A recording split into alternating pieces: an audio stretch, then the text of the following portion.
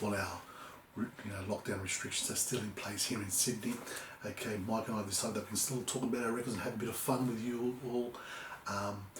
We started yesterday a new segment, original songs verse cover versions. Do cover versions live up to the expectations of covering, great songs? And today we're looking at The Supremes and You Keep Me Hanging On. What a song, but what an EP, because on the same EP you got You Can't Hurry Love, another #1 song. But anyway, you've got Florence Ballard and Mary Wilson and Diana Ross churning out hits at this point. They are Motown's biggest artists, okay? They've had consecutive #1s, things like Baby Love, things Stop in the Name of Love, etc., etc., okay? You've got Lamont Dossier and the Holland Brothers just churning out hits, okay, writing these great songs, and the Supremes are the premier band on the Motown label.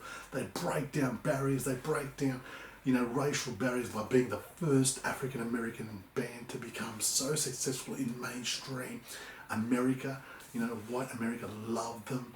Okay, they tore down gender barriers. They did everything. All right, we can spend an entire episode talking about the Supremes, but let's focus on this.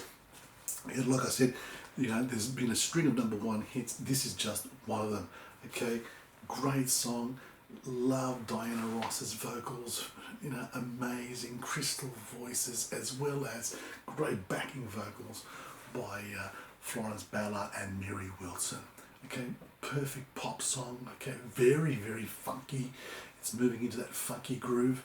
Okay, great song. Now you think I'm gonna go for the cover version elsewhere. I'm going to fast forward into the 80s, but I'm not. I'm going to take you on a detour.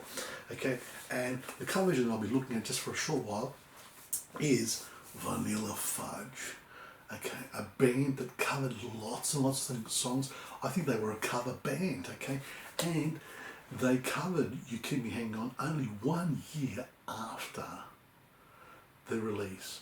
And now Vanilla Fudge is such an interesting band because they are a band that really was successful in moving from psychedelia into hard rock, and very, very prototype for heavy metal also, but that's another story.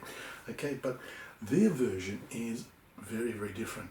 The single version is only 3 minutes long, but the album goes for 7 minutes. So if you want the indulgent psychedelic version, go for the album version.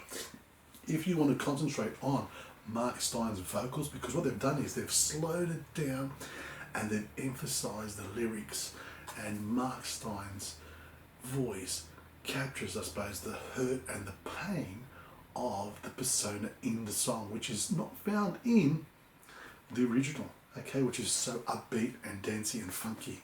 Okay, so Mark Stein really brings out the pain that the persona is going through, being kept hanging on and being used, etc., etc.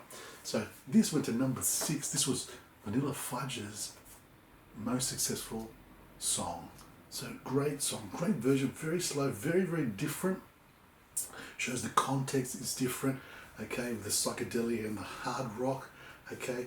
Great version, very, very different version. But the version that you are probably waiting for is, of course, Kim Wilde's You Keep Me Hanging On in the 80s. What a version.